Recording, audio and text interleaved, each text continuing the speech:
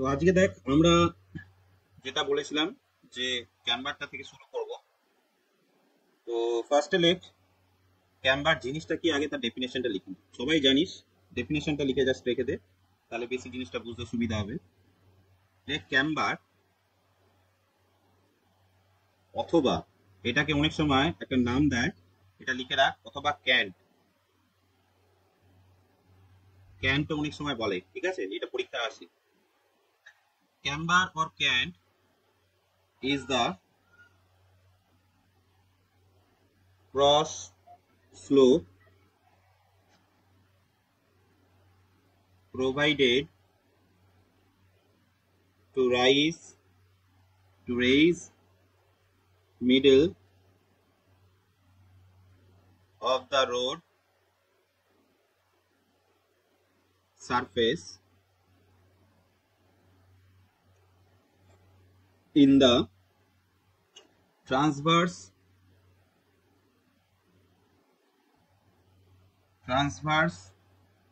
direction to, এটা আলাদা কালিতে লেখ, to drain off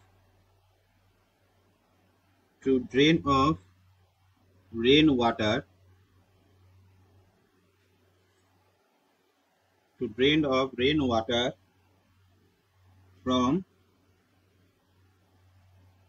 road surface। তাহলে ক্যাম্বারের মেইন কাজ কি? মেইন কাজ হচ্ছে যে রোড আছে সেই রোড সারফেস থেকে রেন ওয়াটারটাকে ড্রেন করা, যাতে সারফেসের মধ্যে কোনো রকম ভাবে জল জমে না থাকে। ক্লিয়ার হয়েছে? হ্যাঁ স্যার। বেশ,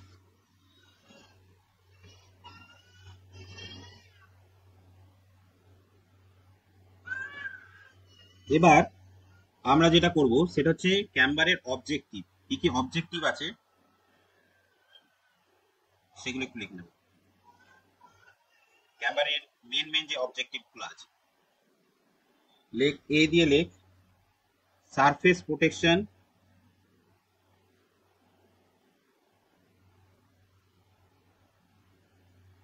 in case of gravel and bituminous road। এক নম্বর। বিয়েতে লেখ সাবগ্রেড প্রোটেকশন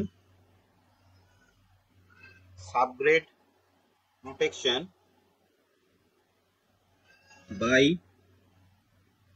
proper drainage। আর 3 নম্বরে লেখ quick drawing of pavement which increase friction of road surface। ঠিক আছে, এই তিনটে হচ্ছে আমার মেন অবজেক্টিভ আছে। ঠিক আছে, এবার হচ্ছে আমার একটা ক্যাম্বার কিরকম টাইপের শেপের তৈরি করব সেটা কি কি ফ্যাক্টরের উপর ডিপেন্ড করে। ঠিক আছে, তো এখানে পয়েন্ট লেখ ফ্যাক্টরস বলি, জাস্ট লিখে রাখ কি কি ফ্যাক্টরের উপর ডিপেন্ড করে একটা ক্যাম্বার তৈরি হয়। 1 নম্বর হচ্ছে টাইপ অফ পেভমেন্ট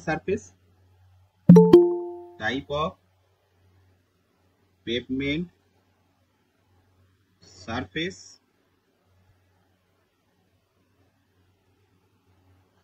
আর দ্বিতীয় নম্বর হচ্ছে অ্যামাউন্ট অফ রেনফল, কতটা রেনফল হচ্ছে। এই দুটো ফ্যাক্টরের উপর একটা ক্যাম্বার তোর ডিপেন্ড করে। এবার ক্যাম্বারের শেপ জেনারেলি আমরা 3 ধরনের দেখতে পাই। একটা হচ্ছে আমার প্যারাবোলিক শেপের ক্যাম্বার দেখতে পাই। প্যারাবোলিক শেপের ক্যাম্বারটা আমরা কোথায় দেখতে পাই? কোন রোডের ক্ষেত্রে?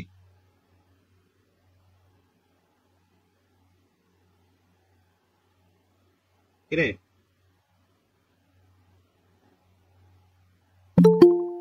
বলতে পারবি?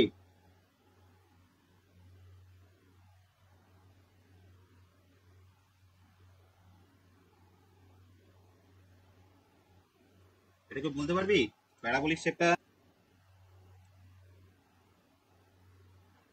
ভালো করে এখানটা দেখ। প্যারাবোলিক শেপ হচ্ছে আমরা আর্থেন রোডের ক্ষেত্রে সবচেয়ে বেশি দেখতে পাই। ঠিক আছে, কি বললাম? আর্থেন রোডের ক্ষেত্রে হচ্ছে আমরা প্যারাবোলিক।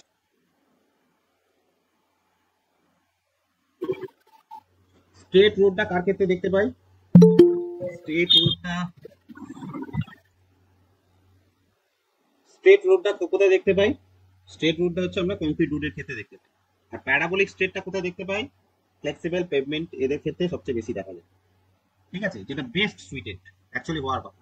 আমি প্যারাবোলিক শেপ ম্যাক্সিমাম ক্ষেত্রে আর্থেন রোড বা বিটুমিনাস রোড, মানে যেগুলো হচ্ছে flexible, water bond macadam road, এই ধরনের রোডের ক্ষেত্রে কিন্তু সব জায়গায় দেখতে পাই, কিন্তু বেস্ট সুইটেড হচ্ছে এইটা। তো এইটাকে বলা হচ্ছে আমার প্যারাবোলিক।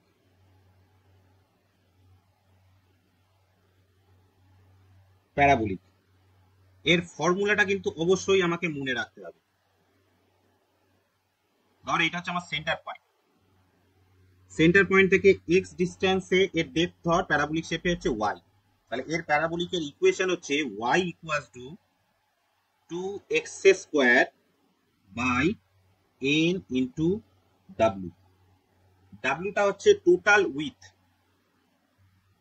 wটা হচ্ছে টোটাল উইথ, আর n যেটা আছে সেটা হচ্ছে কতটা স্লোপে আছে, 1 in n। এটা বুঝতে পারবি তো? 1 in n, ওকে এটা আলাদা করে লিখ তাহলে বুঝতে পারবি। 1 in n, ঠিক আছে? এই হচ্ছে আমার প্যারাবোলিক। এরপর হচ্ছে আমরা স্ট্রেটের ক্ষেত্রে দেখব। স্ট্রেটের ক্ষেত্রে ধর এটা হচ্ছে w, এটা যেমন হচ্ছে 1 in n আছে, আমরা সেরকমই x আর y এর ডিসটেন্স যদি আমরা ফর্মুলা করি, এর ক্ষেত্রে আমাদের ফর্মুলা হবে y is equal to w by 2n। এটা হচ্ছে স্ট্রেট, স্ট্রেটের ক্ষেত্রে। আর এটা হচ্ছে combination of straight and parabolic. ঠিক আছে, এটা হচ্ছে স্ট্রেট, এখানটা হচ্ছে প্যারাবোলিক, আর এটা হচ্ছে আবার স্ট্রেট। ঠিক আছে, এটা হচ্ছে কম্বিনেশন, কম্বাইন। ঠিক আছে, এবার কোনটার ক্ষেত্রে কোনটা হচ্ছে সবচেয়ে বেশি দেখা যায়? এইটা হচ্ছে ফ্লেক্সিবল পেভমেন্টে সবচেয়ে বেশি দেখা যায়। ফ্লেক্সিবল পেভমেন্টে সবচেয়ে বেশি দেখা যায়। ফ্লেক্সিবল পেভমেন্টের মধ্যে কি কি আছে এগুলো সব জানিস তো সবাই, না সবার কাছে নতুন? রে আমাকেও নেই তো, আবার নতুন জিনিস শুনছে। ফ্লেক্সিবল পেভমেন্ট কি, রিজিড পেভমেন্ট কি, আপনি বলে দে।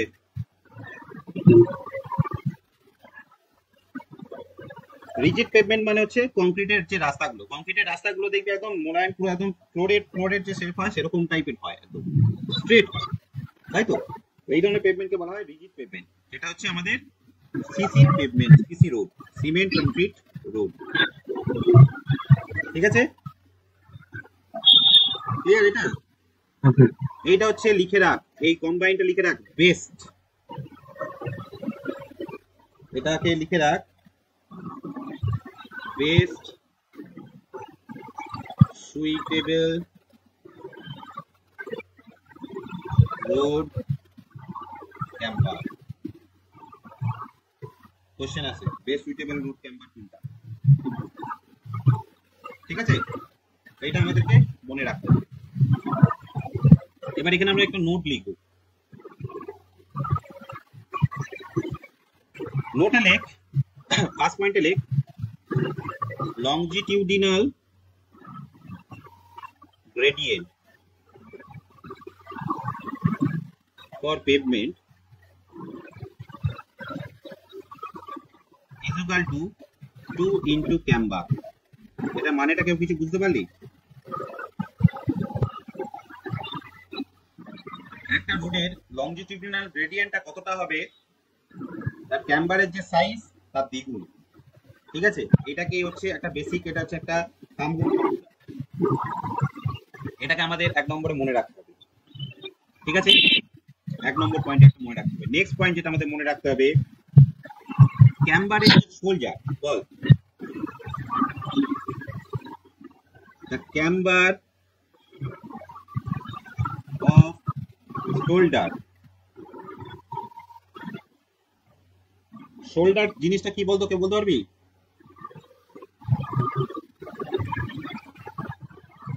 কেউ বলতে পারবি? রাস্তার মেন রাস্তার ধারে স্যার ওই একটা রাস্তাকে যেখানে গাড়ি ঘোড়া দাঁড়িয়ে থাকে বা ড্রাইভারের রেস্ট নেয়, ওইটা এই জায়গাটা। আমি দেখাচ্ছি ছবিটা, আগে লাস্ট লিখে রাখ, তারপরে আমি বলে দিচ্ছি। The camber of shoulder should be at least 0.5% steeper than the cross slope of adjoining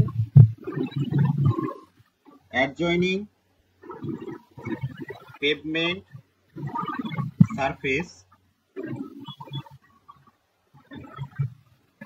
subjected to minimum of 3% and maximum value of 5%। ঠিক আছে, আমার ধর এইটা হচ্ছে একটা রোড, রোডের এই হচ্ছে ক্যাম্বার। ঠিক আছে, রোড হওয়ার পর আমাদের রোডের একটা এক্সট্রা পোর্শন হচ্ছে আমাদের বেরিয়ে থাকে। আমরা ক্যাম্বারটাকে দেখাচ্ছি এতটা, কিন্তু প্র্যাকটিক্যালি এত বড় হয় না, জিনিসটা থরলি বোঝাই যায় না, প্রায় এরকম হয়। ঠিক আছে, তো রোড সাইডের ধারে দেখবি আমাদের হচ্ছে ওই ভাঙা ইট ফিট দিয়ে এরকম দিয়ে পচা পচা দিয়ে এরকম একটা এক্সট্রা করা থাকে, তাই তো? এটাকে বলা হয় শোল্ডার। এই পোর্শনটাকে বলা হয় শোল্ডার। ঠিক আছে, তো এই যে শোল্ডারের যে স্লোপটা, এই ক্যাম্বারের যে স্লোপ থাকবে তার থেকে হচ্ছে 0.5% স্টিপ রাখতে হবে, কারণ এইটা হচ্ছে এটা দিয়ে জলটা আরো ইজিলি বেরোতে পারবে, নাহলে জলটা হচ্ছে ওখানে জমা হয়ে যায়। ঠিক আছে, ক্লিয়ার হয়েছে? এবার আইআরসি ভ্যালু অফ ক্যাম্বার খুব ইম্পর্টেন্ট, এখান থেকে পরীক্ষা প্রশ্ন আসে। আইআরসি ভ্যালুস অফ ক্যাম্বার, যেটুকুনি লাগবে সেটুকুনি শুধু পড়াবো, বাকি অত বেশি পড়ার দরকার নেই, ইতিহাস মহাভারত পড়ার দরকার নেই। সারফেস টাইপ, হেভি রেইন আর হচ্ছে লাইট রেইন। ঠিক আছে, এটা কিন্তু বারবার বলছি খুব ইম্পর্টেন্ট, এখান থেকে কিন্তু পরীক্ষার প্রশ্ন আসে এই জায়গাটা। তো ফার্স্টে আমরা দেখি সিমেন্ট কংক্রিট পেভমেন্টের ক্ষেত্রে। Cement concrete and high type bituminous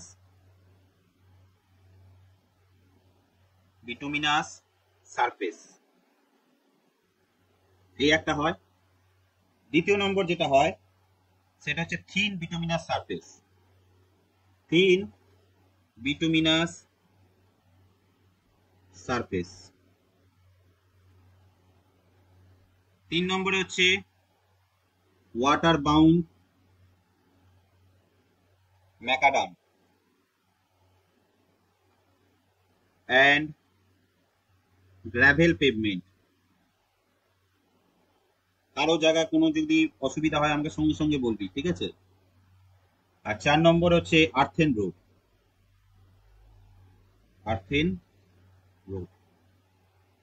এবার প্রত্যেকটার ক্ষেত্রে দেখি। সিমেন্ট কংক্রিট পেভমেন্টের ক্ষেত্রে আমার যদি হেভি রেন এলাকা হয় তাহলে তার স্লোপ হয় 1/50, যেটা হচ্ছে অ্যাপ্রক্সিমেটলি 2%, অ্যাপ্রক্সিমেটলি নয় 2%।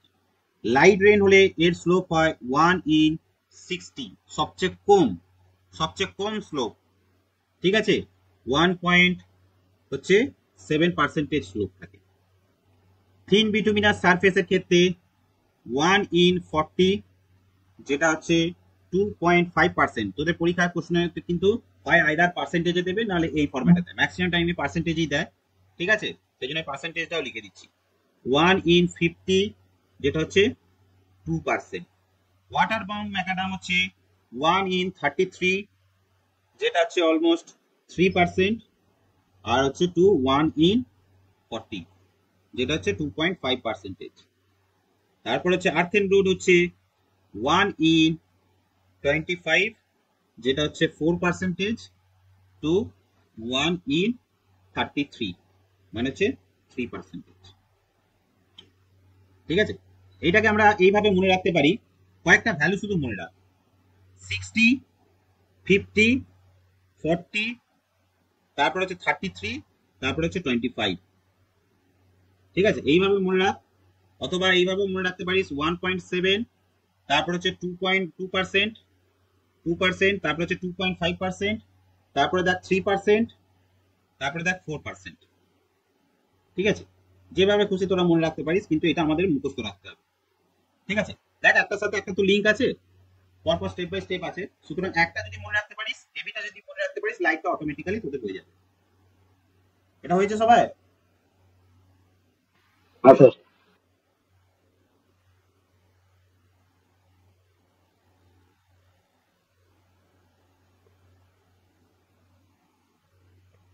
ঠিক আছে। ক্যাম্বারটা কত নম্বর দিয়েছিলাম রে? 2 নাম্বার না?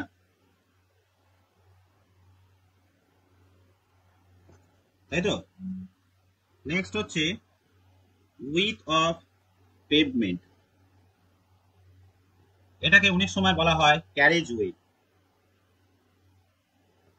এই টার্মটা আছে, ক্যারেজ ওয়ে, টার্মটা মনে রাখতে হবে।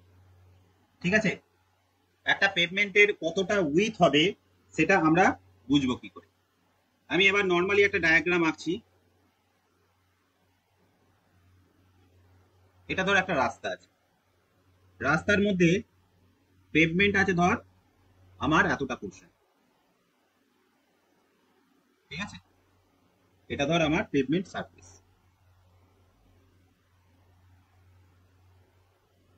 ঠিক আছে, তাহলে এই পোর্শনটা হচ্ছে আমার শোল্ডার, এই পোর্শনটা হচ্ছে আমার শোল্ডার, তাই তো। এর উপর আমি একটা গাড়ি চালাবো,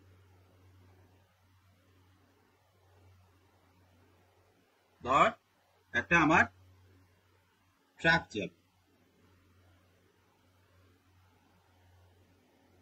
ঠিক আছে,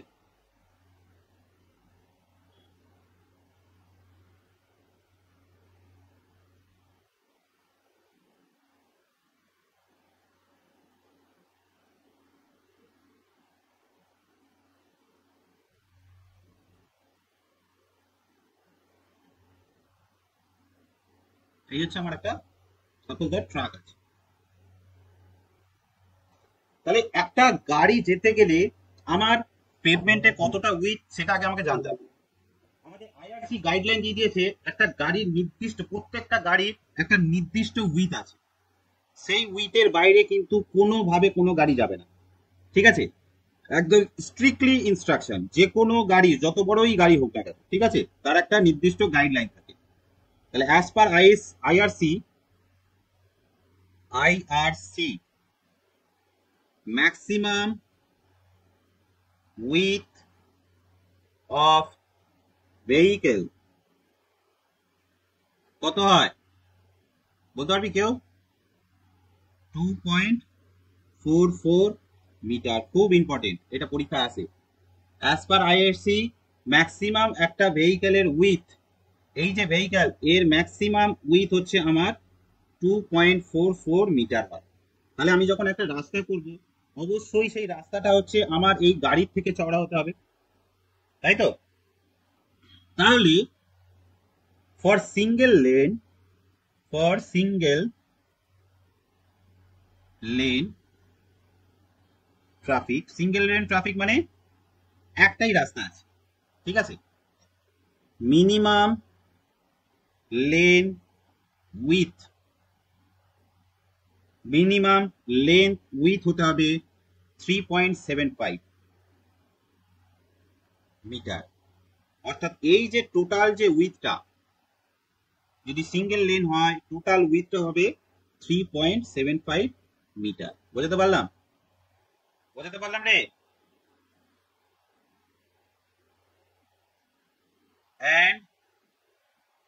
and লিখে রাখ, and side clearance minimum value for 2.44 meter with vehicle is 0.68 meter from both side. তার মানে এই যে ক্লিয়ারেন্সটা বোথ সাইডেই 0.68 মিটার করে হতে হবে। দেখ যোগ করলে 3.75ই আসবে। ঠিক আছে, তো মোটামুটি এরকম আমার একটা রাস্তার মিনিমাম কিন্তু ক্লিয়ারেন্স লাগবে। এটা হচ্ছে সিঙ্গেল লেন ট্রাফিকের ক্ষেত্রে পরীক্ষায় আসে যে একটা সিঙ্গেল লেন ট্রাফিকের উইথ কত হতে পারে। প্রথম প্রশ্ন আমার এখান থেকে আসতে পারে এই ক্যারেজ ওয়ে থেকে, 1 নম্বর হচ্ছে আমার উইথ ম্যাক্সিমাম উইথ ভেহিকেলের কত, সেটা দেখিয়ে দিলাম। দ্বিতীয় নম্বর প্রশ্ন আছে যে সিঙ্গেল লেন ট্রাফিকের ক্ষেত্রে আমার ম্যাক্সিমাম মিনিমাম লেন উইথ কত হতে হবে সেটা আমরা জেনে গেলাম। দ্বিতীয় নম্বর যেটা কোশ্চেন আছে ডাবল লেনের ক্ষেত্রে, for double lane road of with, এইটার ক্ষেত্রে ডাবল লেন ক্ষেত্রে দুটো মানে লেন আছে, ঠিক আছে, তার ক্ষেত্রে উইথ ধরা হয়, মনে রাখবি 7 মিটার। এটাও পরীক্ষা আছে, ডাবল লেনের ক্ষেত্রে মিনিমাম উইথ কত হয় 7 মিটার, যার মধ্যে হচ্ছে 3.5 মিটার ফর ইচ লেন। যদি ডাবল লেন রাস্তা হয় তার মিনিমাম উইথ আমাকে 7 মিটার রাখতে হবে, তার মধ্যে প্রতিটা লেন হচ্ছে 3.5 মিটার থাকতেই হবে। ঠিক আছে, and the side clearance is about 0.53 meter on either side, and এইটা অনেক সময় পরীক্ষা আছে, and 1.06 meter in the center। বুঝতে পারলাম? তাহলে রাস্তাটা কিরকম হবে, 2 লেন ট্রাফিক যদি হয় তাহলে ধর মাঝে এরকম একটা ডিভাইডার থাকবে, এই লেনটা হচ্ছে তোর 3.5 মিটার, এই লেনটা হচ্ছে 3.5 মিটার, এইটা থাকবে 1.06 মিটার। এইখান দিয়ে ধর একটা গাড়ি যাচ্ছে, এইখান দিয়ে ধর একটা গাড়ি যাচ্ছে, এদের মধ্যে ক্লিয়ারেন্সটা কত থাকবে 0.53 মিটার।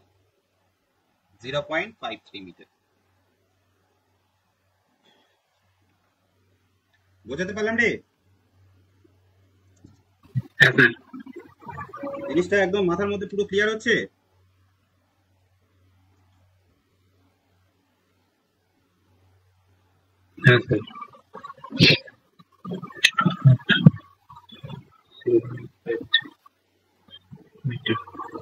ঠিক আছে, আচ্ছা এইখানে আর হচ্ছে তোদের যেটা জানতে হবে, আর একটা লিখে রাখ, এটা নোট করে লিখে রাখ, নোট বলে লিখে রাখ, এগুলো বইতে পাবি না। ঠিক আছে, as per IRC for vehicle maximum length 10.6 metre, width তো আগেই বললাম 2.44 মিটার। 10.6 মিটার যেটা বললাম সেটা হচ্ছে সিঙ্গেল ভেহিকেলের ক্ষেত্রে, ঠিক আছে, আর হচ্ছে হাইট একটা গাড়ির ক্ষেত্রে স্ট্যান্ডার্ড এটা 3.5 8 মিটার। এটা হচ্ছে সিঙ্গেল ডেকার, ঠিক আছে। এর ক্ষেত্রে লিখে রাখ ফর ডাবল ডেকার, মানে যেগুলো দোতলা বাস বলে রে,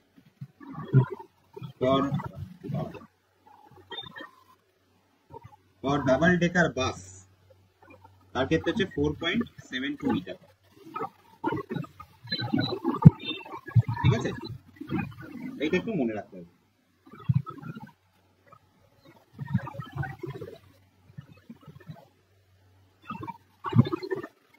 ঠিক আছে, এই হয়ে গেল আমার ক্যারেজওয়ে থেকে যে কোশ্চেন গুলো আসে। আরো কিছু কোশ্চেন আসে, সেগুলো অতটা দরকার নেই। যদি কোনো জন্য কোশ্চেন সলভ করতে করতে আসে, সেগুলো আমি আলোচনা করে এখানে একটু ফাঁকা দিয়ে রাখ। হ্যাঁ, এতটা জায়গা ফাঁকা দিয়ে রাখ, পরে আমি যদি প্রয়োজন মনে করি তাহলে তখন আমি নোট লেখাবো, এখন ফাঁকা দিয়ে রাখ। আচ্ছা, 3 নম্বর হয়ে গেছে, এবার 4 নম্বর। 4 নম্বরে হচ্ছে কার্ভস। এবার আমাকে বল কার্ভস জিনিসটা কি, কে বলতে পারবি? কার্ভস হচ্ছে boundary between the pavement and shoulder, ঠিক আছে।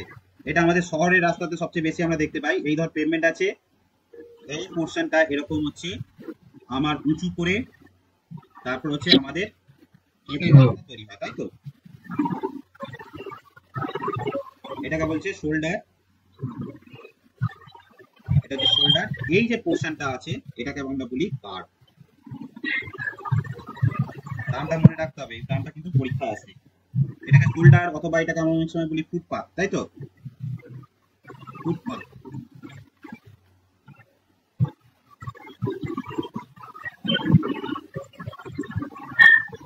ঠিক আছে, এর হাইট মোটামুটি লিখে রাখ, পরীক্ষা আসলে এর হাইট না আসে 10 সেন্টিমিটার, জেনারেলি হাইটটা হয়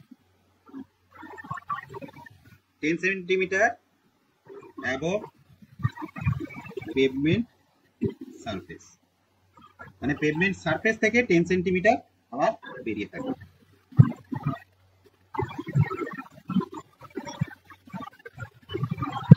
তাই তো।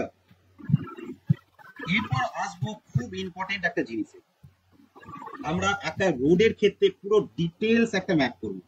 তোরা খাতাটাকে একদম হরাইজন্টালি কর, এটা একটু বড় করে ছবিটা আঁক, ঠিক আছে।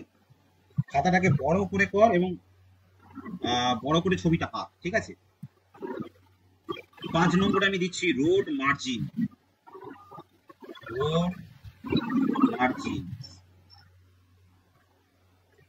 এটা খুব ভালো করে ছবিটা আঁকবি, ঠিক আছে। আমি আগে একটুখানি এঁকে নিই, তাহলে তোদের বুঝতে সুবিধা হবে, তারপর তোরা শুরু করবি।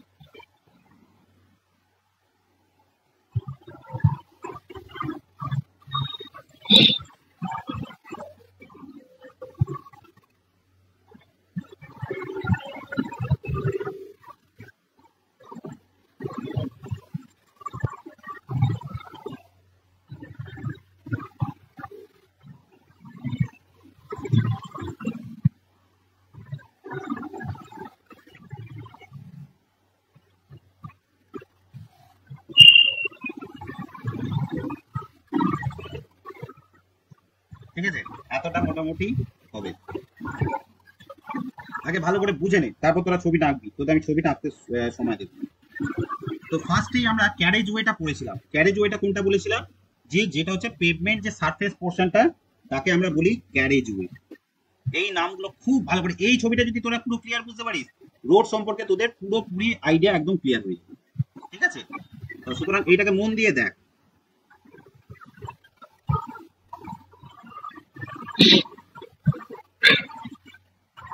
ক্যারেজ ওয়ে, ক্যারেজ ওয়ে কতটা হলো, এই পোর্শন থেকে এই পোর্শন পর্যন্ত, ঠিক আছে। এরপর নেক্সট এই পোর্শনটাকে আমরা কি বলেছিলাম? শোল্ডার, তাই তো?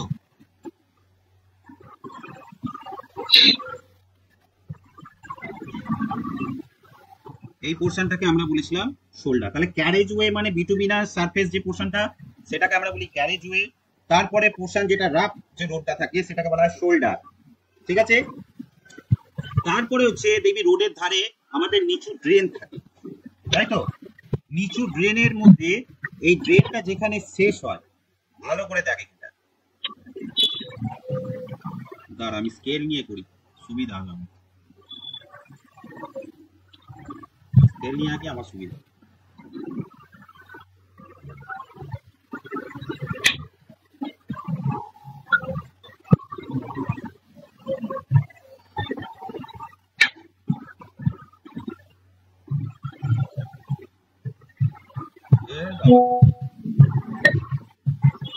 এইটা একটা কর,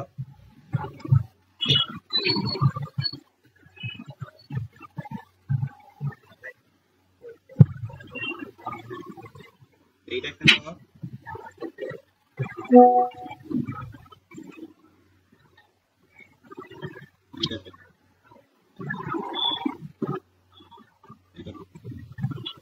এদিকেও সেম কর।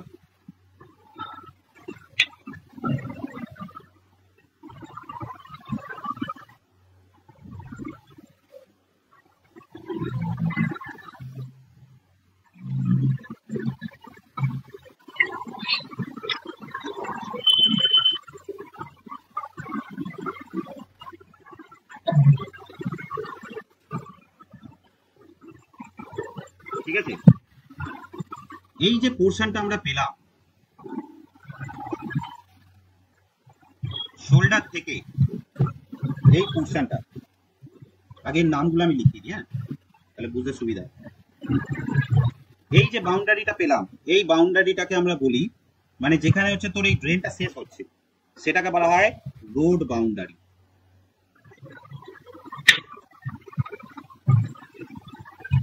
রোড বাউন্ডারি, ঠিক আছে? তারপরে নেক্সট যে লাইনটা করেছি দেখ, সেটা হচ্ছে আমাদের, এইটাও কিন্তু পরীক্ষা আছে, এটা হচ্ছে আমাদের বিল্ডিং লাইন। মানে যেইখান থেকে আমরা বিল্ডিং স্টার্ট করতে পারি, এর আগে কিন্তু কোনো বিল্ডিং স্টার্ট করা যায় না, এটা কিন্তু মনে রাখতে হবে। 3 নম্বর যে লাইনটা আছে এটাকে বলা হয় কন্ট্রোল লাইন। কন্ট্রোল লাইন, ঠিক আছে? এবার আসি, এই যে শোল্ডার থেকে রোড বাউন্ডারি, এই যে পোর্শনটা, একে আমরা বলি রোড মার্জিন। রোড মার্জিন মনে থাকবে, শোল্ডারের পর থেকে রোড বাউন্ডারি পর্যন্ত যে রাস্তাটা, তাকে আমরা বলি রোড মার্জিন, ঠিক আছে? এবার এই যে পুরো যে রোডটা, অর্থাৎ এইখান থেকে এইখান পর্যন্ত, এই পুরো যে জায়গাটা, এই জায়গাটা পুরোটাই হচ্ছে আমার রোডের অন্তর্গত, তাই তো? এই জায়গাটাকে আমরা বলি,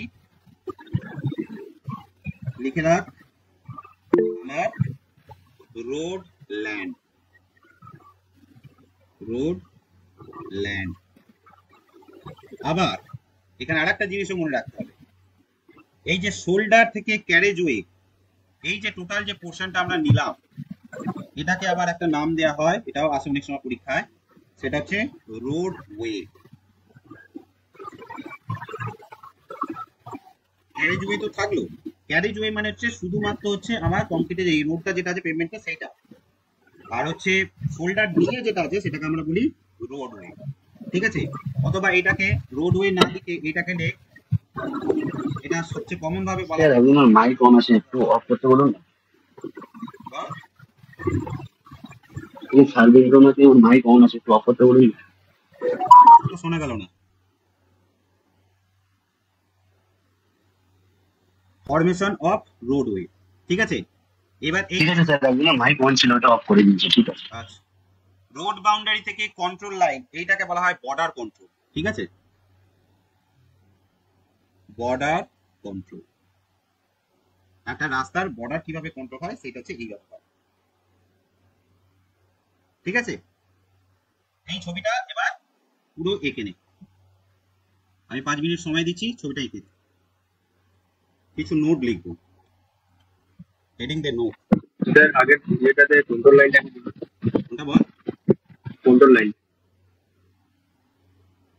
কন্ট্রোল লাইন, এটা তাই তো? মানে হচ্ছে হ্যাঁ আমরা একটা প্রপার্টির ম্যাক্সিমাম যদি আমি রোড এক্সটেনশন করতে চাই, ম্যাক্সিমাম আমি কতটা পর্যন্ত বাড়াতে পারি।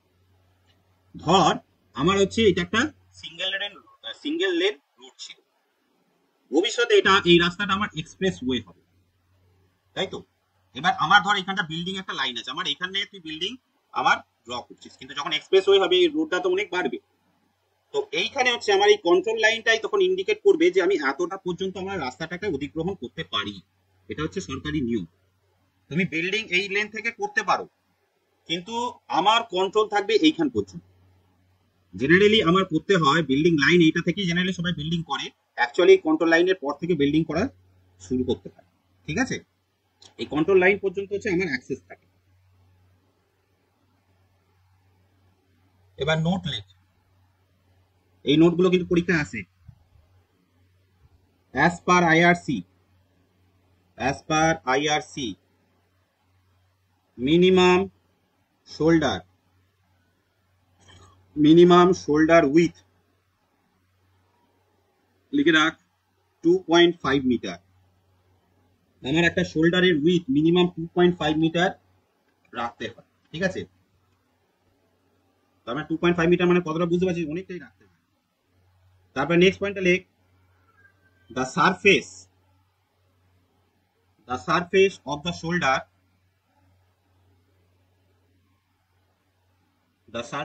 Shoulder should be rougher than the traffic lane। এটা তো আগেই বললাম, ট্রাফিক লেন। ঠিক আছে, আরো অনেক কিছু আছে। ঠিক আছে, যেমন লেবে, পার্কিং লেন, ফ্রন্টেজ রোড, এইগুলো তোদের পরীক্ষা জেনারেলি আসে না, সেই জন্য আমি এইটাকে আর লেখাচ্ছি। ঠিক আছে, পরীক্ষায় কিন্তু তোদের কোশ্চেন আসে এই ফরমেশন অফ রোডওয়ে, এইটা কিন্তু পরীক্ষায় আসে, ক্যারেজ ওয়েটা আসে, শোল্ডারের এই পোর্শনটা আসে, এই কয়েকটা জিনিস কিন্তু খুব আসে। ঠিক আছে, এইটা কিন্তু আমাকে মাথায় রাখতে হবে। আর একটা পয়েন্ট লিখে রাখ, the minimum roadway width on single lane ব্রিজের ক্ষেত্রে 4.25, সিঙ্গেল লেন ব্রিজ যদি হয় মিনিমাম লেনটা হচ্ছে 4.25 রাখতে হয়। ঠিক আছে,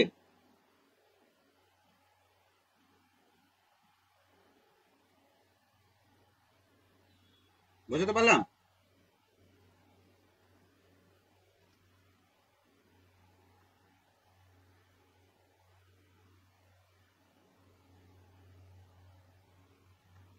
বুঝতে পারলাম রে। আর একটা পোর্শন লেখ, এটা হেডিং দিয়ে লেখ, মানে হেডিং দিয়ে মানে আলাদা কালিতে লেখ। এই কোশ্চেনটা আছে, রাইট অফ ওয়ে, এই জিনিসটা কাকে বলে, এটা পরীক্ষা আছে। Right of way is the area of land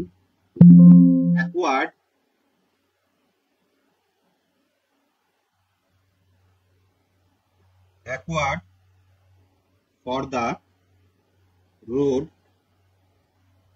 along its alignment। অর্থাৎ কি, আমার একটা রোডের অ্যালাইনমেন্ট তৈরি করার জন্য, একটা রোড তৈরি করার জন্য আমার যতটা এরিয়া আমার ল্যান্ড অ্যাকোয়ার করতে হয় সেটাকে বলা হয় রাইট অফ ওয়ে। ঠিক আছে, এই অ্যাকোয়ার্ড ল্যান্ডটাকে তোর হচ্ছে ল্যান্ড উইথ হিসাবে এটাকে ডিনোট করা, টোটাল যে ল্যান্ডের আমার উইথ আছে সেই উইথ অনুযায়ী করা হয়। ঠিক আছে, আমি এখানে বিল্ডিং লাইনের সম্পর্কে তোদের বলে দিয়েছি। বিল্ডিং লাইনের আগে তুমি কোনো রকম বিল্ডিং হচ্ছে আমার করা যাবে না, ঠিক আছে? এটা কিন্তু মনে রাখতে হবে। আরো কয়েকটা পয়েন্ট লিখে রাখ, এগুলো পরীক্ষা এসেছে সেই জন্য আমি লিখিয়ে দিচ্ছি। মিনিমাম রোড উইথ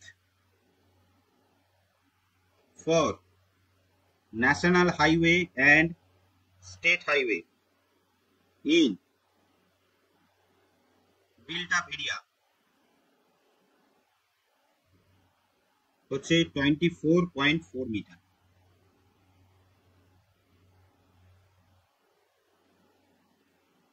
ঠিক আছে, বুঝা গেল? এইটা মিনিমাম ল্যান্ড উইথ একটা দিতে হয়।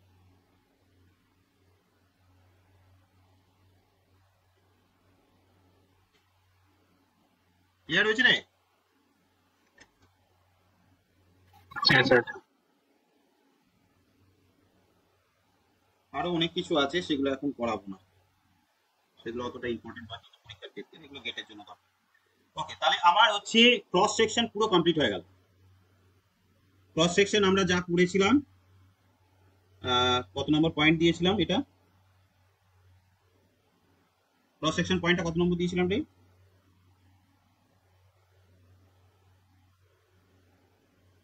Roadway characteristics, vehicle characteristics, highway cross section 2.4 ছিল, তাই তো? এবার আমরা চলে আসবো একদম 2.5 এ। 2.5 মোস্ট ইম্পর্টেন্ট পয়েন্ট, সেটা হচ্ছে সাইড ডিস্টেন্স। সাইড ডিস্টেন্স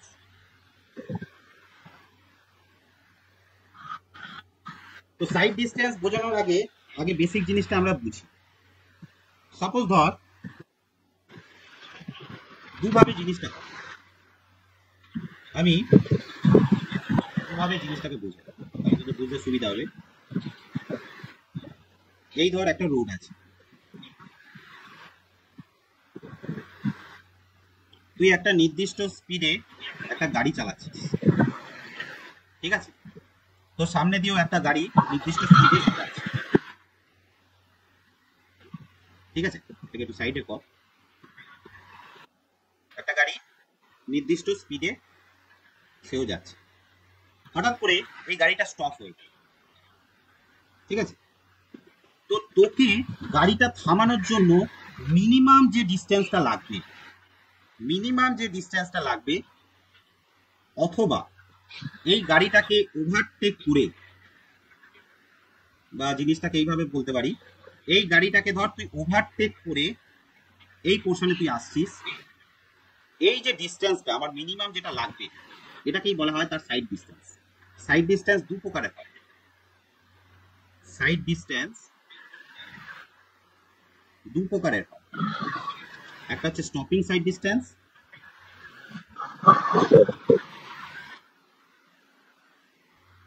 একটা হচ্ছে স্টপিং সাইড ডিস্টেন্স, আর একটা হচ্ছে overtaking side distance. Stopping sight distance মানে যেটা আমি বললাম, যে গাড়িটা হঠাৎ করে ব্রেক কষে দিয়েছে, তোকে তুই তার ঠিক পিছনে আছিস, মিনিমাম দুটো গাড়ির মধ্যে যে গ্যাপটা আমাকে রাখতে হবে যাতে আমি গাড়িটাকে স্টপ করতে পারি, এইটাকে বলা হয় সাইড ডিস্টেন্স। এই জিনিসটা আরেকটা, যদি রোডের ক্ষেত্রেও ধরি,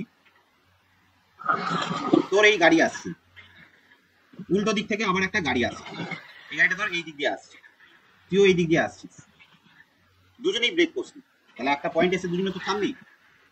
তাহলে এই যে মিনিমাম আমার একটা ডিস্টেন্স আমার দরকার, যে গাড়িটাকে আমি থামাচ্ছি, এই ডিস্টেন্সটাকে হচ্ছে আমরা বলি সাইড ডিস্টেন্স। কিরকম ভাবে জিনিসটা আরো আমি ক্লিয়ারলি জিনিসটাকে বোঝাই। সাপোজ ধর তোর রাস্তাটা এরকম কার্ভ আছে, ঠিক আছে? এইখানটা ধর কোন একটা বিল্ডিং আছে সাপোজ, ঠিক আছে? উল্টো দিক থেকে একটা গাড়ি আসছে, তুই এইটা দিয়ে যাচ্ছিস, উল্টো দিক দিয়ে একটা গাড়ি আসছে, তো তোকে এমন একটা মিনিমাম ডিস্টেন্স আমাকে রাখতে হবে। এটা ঠিক অতটা বোঝালেও যাবে না, তারা জিনিসটাকে আরেকটু বাঁকা দিই, জিনিসটাকে আমি আরেকটু বাঁকা। তবে জিনিসটা একটু বোধগম্য হবে। আমার ধর গাড়ি আছে, ধর এইটা, এই গাড়ি আমার যাচ্ছে। তো এই গাড়িটাকে দেখার জন্য এই অবস্ট্রাকশনটাকে পেরিয়ে দেখতে গেলে যে ডিস্টেন্সটা লাগে এইটাকে বলা হয় সাইড ডিস্টেন্স। দুটোর মধ্যে তফাৎ আছে। এটাকে বলা হয় সাইড লাইন, ডিস্টেন্স না সাইড লাইন। আর এদের মধ্যে যে ডিস্টেন্সটা, যে আমি গাড়িটা দেখতে পেলাম এবার আমাকে থামাতে হবে, এইটাকে বলা হয় সাইড ডিস্টেন্স। বুঝতে পারলাম? বুঝতে পারলাম রে?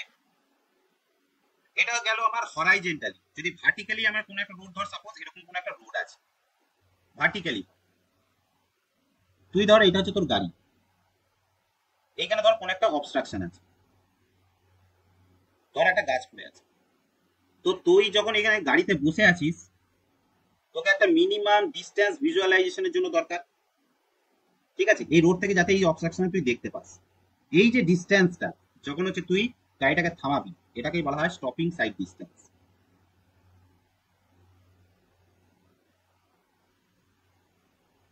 ঠিক আছে, স্ট্রেট যেটা লিখছি এটাকে বলা হয় সাইড লাইন। বোঝাতে পারলাম রে? মানে মুদ্রা কথা হচ্ছে সাইড ডিস্টেন্স হচ্ছে সেই ডিস্টেন্স, যে ডিস্টেন্স হচ্ছে আমার কোনো গাড়ি হচ্ছে থামানো বা কোনো গাড়িকে এগোনোর জন্য আমাকে মিনিমাম একটা হচ্ছে তোর আইডিয়া করে রাখো। ঠিক আছে, সেই ডিস্টেন্সটা হচ্ছে আমাকে ক্যালকুলেশন করতে হবে। ক্লিয়ার হয়েছে? সাইড ডিস্টেন্সের বেসিক জিনিসটা ক্লিয়ার হয়েছে রে?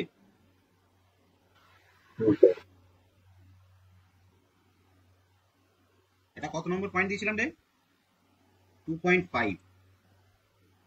তাহলে এবার হেডিং দে 2.5.1। আমরা এবার শিখবো স্টপিং।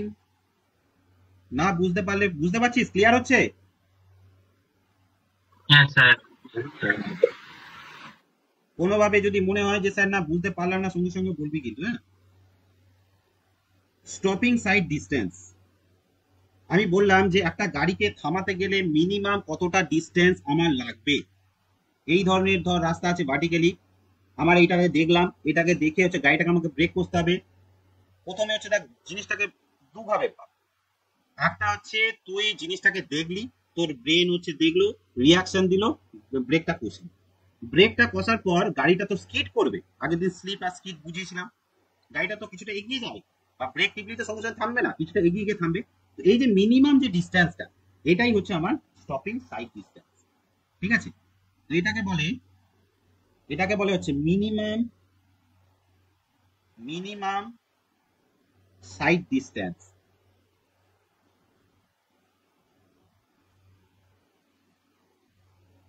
ঠিক আছে, side distance to stop vehicle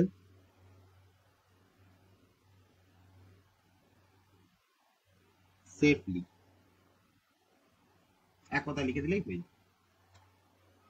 ঠিক আছে, এটা একটা মনে রাখতে হবে। এবার ধর সাপোজ ধর তুই একটা গাড়ি চালাচ্ছিস, এই হচ্ছে তোর গাড়ি,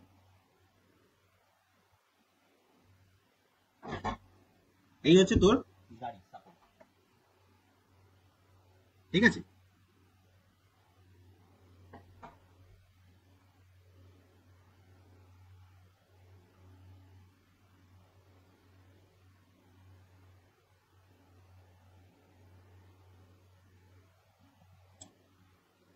ঠিক আছে, তো দেখ এই গাড়ি আর আমার এই অবজেক্ট, আমার এই যে চোখ, রাস্তা থেকে মিনিমাম এর হাইট হতে হবে 1.2 মিটার।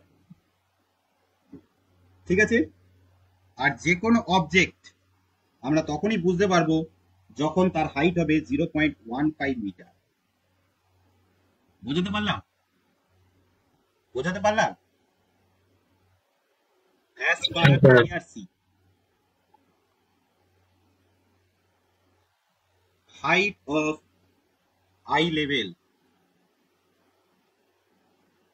of driver হচ্ছে 1.2 মিটার, and height of, এগুলো পরীক্ষায় আসে কিন্তু, object 0.15 মিটার। মনে রাখতে হবে। বুঝে গেল? বুঝে গেল রে? হ্যাঁ স্যার। আচ্ছা এবার ভালো করে একটু জিনিসটা থিওরিটা একটু বুঝ। আমি প্রথমে হচ্ছে এই অবজেক্টটাকে দেখলাম, তাহলে আমি এই যে দেখলাম আমার তো একটা রিয়াকশন দেবে। মানে প্রথমে ধর চোখ দেখলো, যেটা আমরা পিআইবি থিওরিতে যেটা আমরা পড়েছিলাম যে আমি ব্রেকটা কষবো, তো যতক্ষণে আমি ব্রেকটা কষবো ততক্ষণে তো গাড়িটা একটা নির্দিষ্ট স্পিডে আছে, মানে ততক্ষণে তো মানে ধর 2 সেকেন্ডই ধর বা 3 সেকেন্ডই ধর আমি রিয়াকশনটা দিলাম, ওই 2-3 সেকেন্ডে তো গাড়িটা কিছুটা এগিয়ে যাবে, তাই তো? তাহলে গাড়িটা হচ্ছে ওই 2-3 সেকেন্ডের মধ্যেও কিছুটা এগিয়ে যাবে। তারপর আমি যখন ব্রেক কষলাম, ব্রেক কষার পর গাড়িটা যে থামছে তার মধ্যে একটা ডিস্টেন্স যাবে। তাহলে আমার যে সেন্স যেটা হচ্ছে রিয়াকশন যেটা আমি দিলাম ব্রেক কষার জন্য, সেই যে ডিস্টেন্সটা আমরা যেটা দিচ্ছি, এই ডিস্টেন্সটাকে আমরা বলি ল্যাগ ডিস্টেন্স। ঠিক আছে? আমার রিয়াকশন টাইম যতটা দিচ্ছে, আর ব্রেক কষার পর গাড়িটা যতটা এগিয়ে যাচ্ছে সেটাকে বলা হয় ব্রেকিং ডিস্টেন্স। তাহলে আমার এইখানে মনে রাখতে হবে স্টপিং সাইড ডিস্টেন্স হচ্ছে combination of lag distance plus braking distance. Braking distance, lag distance মানে reaction time distance, reaction time এর মধ্যে ভেহিকেল যতটা গেল। ঠিক আছে? ব্রেকিং ডিস্টেন্স মানে ব্রেকের পর গাড়ি যতটা যাবে। ব্যাপারটা বোঝা গেছে? খুব ভালোভাবে জিনিসটা বোঝ, ব্যাপারটা বোঝা গেছে? হ্যাঁ স্যার। বুঝতে পেরেছিস তো? প্রথমে হচ্ছে আমার ব্রেন কাজ করে আমি ব্রেকটা করছি, ততক্ষণে যে ডিস্টেন্সটা কভার করে যাচ্ছে, মানে এইটাই তো টোটাল। আমার একটা গাড়িকে থামাতে গেলে আমার প্রথমে হচ্ছে মাথা কাজ করবে, তারপরে তো ব্রেক কাজ করবে। মাথায় যদি না কাজ করতে আমি ব্রেক কষবো কি করে? তাহলে মাথা কাজ করার জন্য এই যে ল্যাগ ডিস্টেন্স, যেটা ল্যাগ ডিস্টেন্স, এই ল্যাগ ডিস্টেন্সটা ভালো করে বুঝ। আমার গাড়ির স্পিড কত ছিল? সাপোজ ধর ভেহিকেল স্পিড ছিল ভি মিটার পার সেকেন্ড। ঠিক আছে? আমার রিয়াকশন টাইম কতক্ষণ দিলাম? রিয়াকশন টাইম মানে বুঝতে পারছিস পিআইবি থিওরি, ধর সাপোজ 30 সেকেন্ড পর্যন্ত আমি রিয়াকশন টাইম দিলাম, তাহলে এইটুকুনি ডিস্টেন্সের মধ্যে আমি কতটা যাব? দূরত্ব মানে হচ্ছে ভেলোসিটি ইনটু টাইম। এটাকে এসএল দিয়ে ডিনোট করো। এটা ইউনিট কি? ইন মিটার, তাই না? এবার এটাকে যদি আমরা কিলোমিটারে কনভার্ট করি, তাহলে কি হয় দেখ, speed of vehicle metre per second যেটা আছে সেটাকে আমার চলে তোর এটা আছে, সেটাকে আমি কিলোমিটারে কনভার্ট করছি। ঠিক আছে? তাহলে ভি মিটার পার সেকেন্ড, তাহলে আমার কিলোমিটারে যদি আমাকে নিয়ে আসতে হয় তাহলে কততে নিয়ে আসতে হবে? কিলোমিটার পার আওয়ারে আমি কনভার্ট করছি, ইনটু কত করতে হবে? কিলোমিটার পার আওয়ার মানে 1060 ইনটু 60। ঠিক আছে? অ্যাকচুয়াল যদি ভি স্পিডটা বলি, মানে এটা হচ্ছে তোর, এটা হচ্ছে ক্যাপিটাল ভি, এটা হচ্ছে কিলোমিটার পার আওয়ার। ঠিক আছে? তাহলে এইটা হচ্ছে অ্যাকচুয়াল যদি আমি দেখি, মানে তোদের যেটা আমি বোঝাতে চাইছি, এটা ধর স্মল ভি। ঠিক আছে? এটা স্মল ভি, আমি capital v in kilometre per hour, এটাকে যদি আমি কনভার্ট করি স্মল ভি এতে, তাহলে স্মল ভি কিলোমিটার মানে কত? 1000 বাই পার আওয়ার মানে কত? 3600। তাই তো হয় রে? তাই তো হয়। এটাকে করলে আমার আছে 0.278। ঠিক আছে? তাহলে এইখানে আমার ব্রেকিং ডিস্টেন্স যেটা হচ্ছে সেটা হচ্ছে 278 বা 278 নয়, অ্যাকচুয়ালি এটা কত হচ্ছে আমাকে বলতো? 1000 বাই 3600 কত হচ্ছে আমাকে বলতো?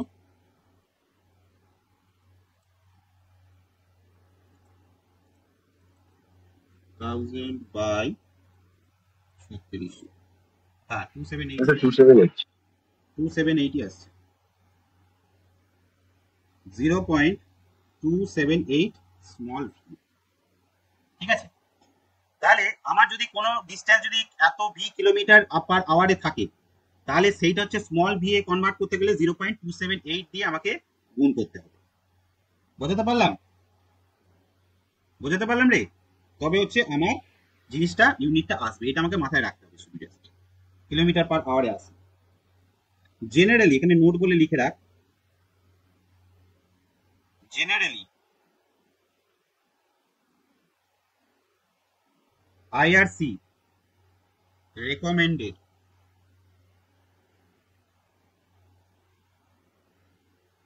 value of reaction time হচ্ছে 2.5 সেকেন্ড। আমরা এর আগের দিন ক্লাসে আমরা পড়েছিলাম একটা জিনিস, যে খুব শর্ট নর্মাল এতে হচ্ছে 0.5 সেকেন্ডের মধ্যে করি, আর খুব কমপ্লেক্স সিচুয়েশন যদি হয় তাহলে সেক্ষেত্রে হচ্ছে আমরা 3 সেকেন্ড থেকে 4 সেকেন্ড মতো সময় নিই। তো এটার অ্যাভারেজ মোটামুটি 2.5 সেকেন্ড আমরা নিই। ঠিক আছে, এটা চলে গেল আমার ল্যাগ ডিস্টেন্স। তাহলে ল্যাগ ডিস্টেন্সটা হচ্ছে ভিটি পেলাম। এবার হচ্ছে আমার ব্রেকিং ডিস্টেন্স।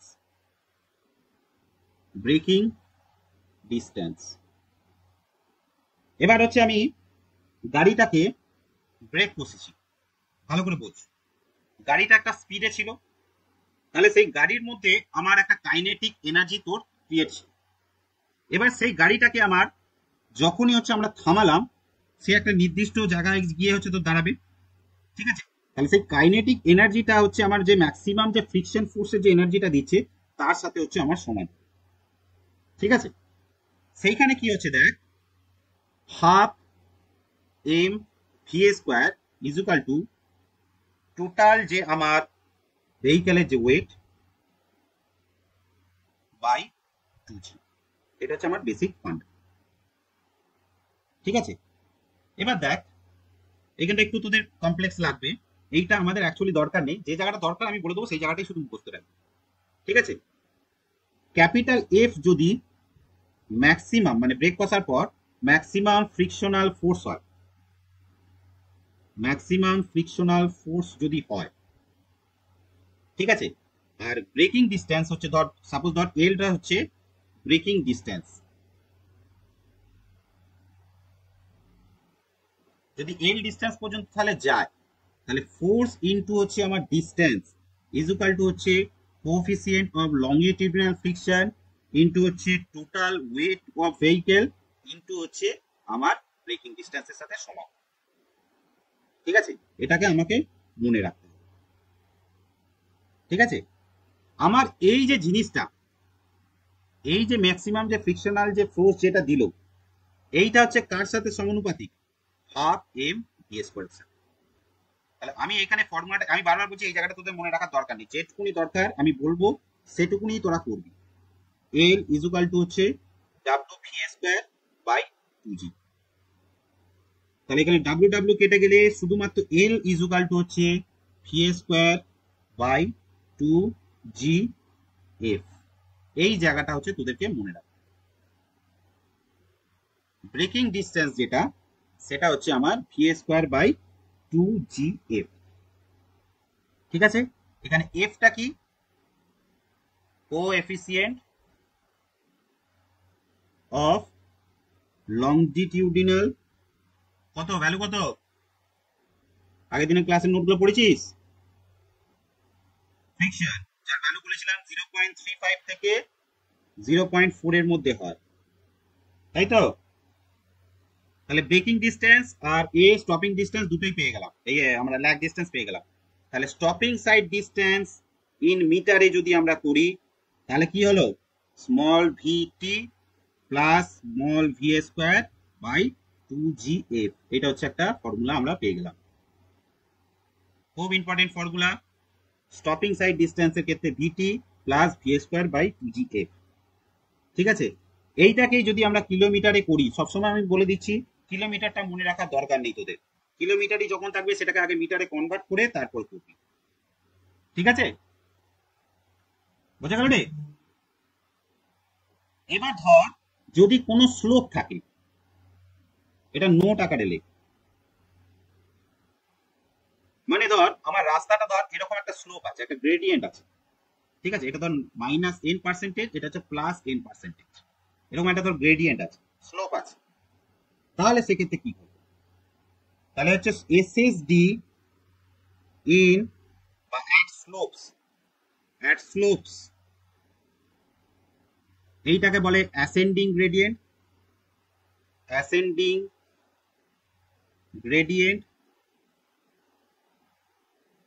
আর এইটাকে বলা হয় ডিসেন্ডিং গ্রেডিয়েন্ট।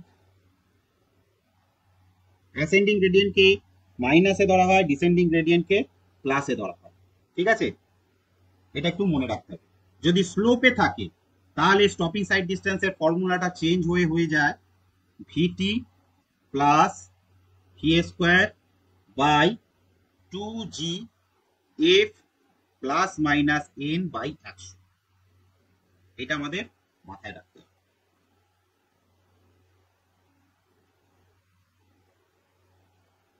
বোঝা গেছে? বোঝা গেছে রে? নেক্সট পয়েন্ট, কত স্পিডের ক্ষেত্রে কত হচ্ছে আমার এফ এর ভ্যালু কত হয়, এটা একটু মনে রাখতে হবে। 20 to 30 স্পিড আছে কিলোমিটার/আওয়ার। ঠিক আছে, 20 to 30 একটা, 40 একটা, 50 একটা, 60 একটা, 65 একটা, 80 একটা, 100 একটা। 20 থেকে 30 এর মধ্যে এফ এর ভ্যালু হচ্ছে 0.4 হয়, 40 এ 0.38 হয়, 50 এ 0.37 হয়, 60 এ হচ্ছে 0.36, 65 তে 0.36, 80 তে হচ্ছে 0.35, 100 তে হচ্ছে 0.35। এর মধ্যে এই দুটো ভ্যালু পরীক্ষায় আসে, 60 আর 65, এই দুটো ভ্যালু কিন্তু পরীক্ষায় এসেছে। ঠিক আছে, সুতরাং আমাদের এটা মাথায় রাখতে হবে।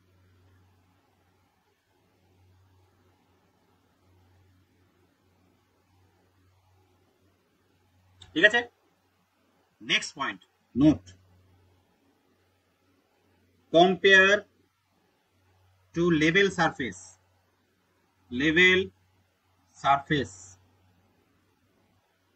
on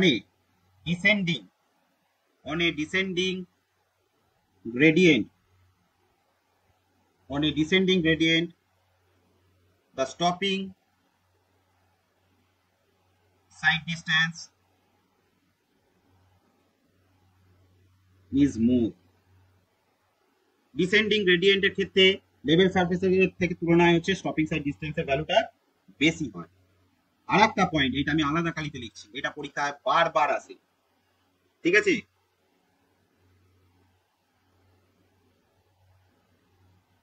for single lane road and two-way traffic. ভালো করে জিনিসটা বোঝ, কি জিনিসটা বললাম, single lane road, two-way traffic. ঠিক আছে, মিনিমাম এসএসডি হতে হবে 2 into SSD of one way traffic of single lane। জিনিসটা বুঝতে পারলি কি?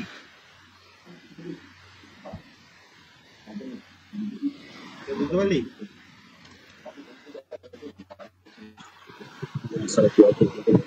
হ্যাঁ, জিনিসটা ভালো করে বুঝ।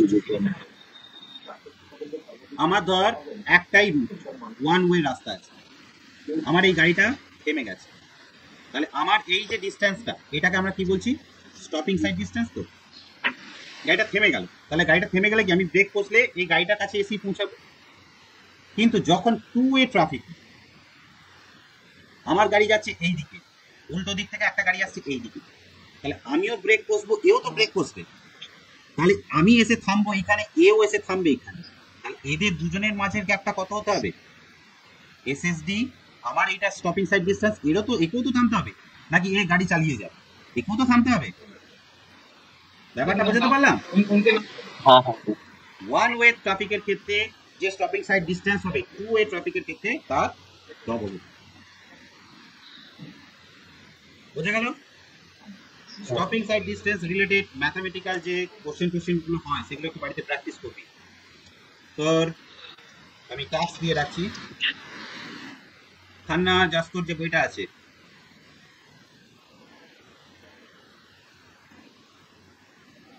তোর এক্সাম্পল 4.2, 4.3, 4.4 আর 4.5 এই সব কটা হচ্ছে তোরা কোশ্চেন কিন্তু প্র্যাকটিস করবি।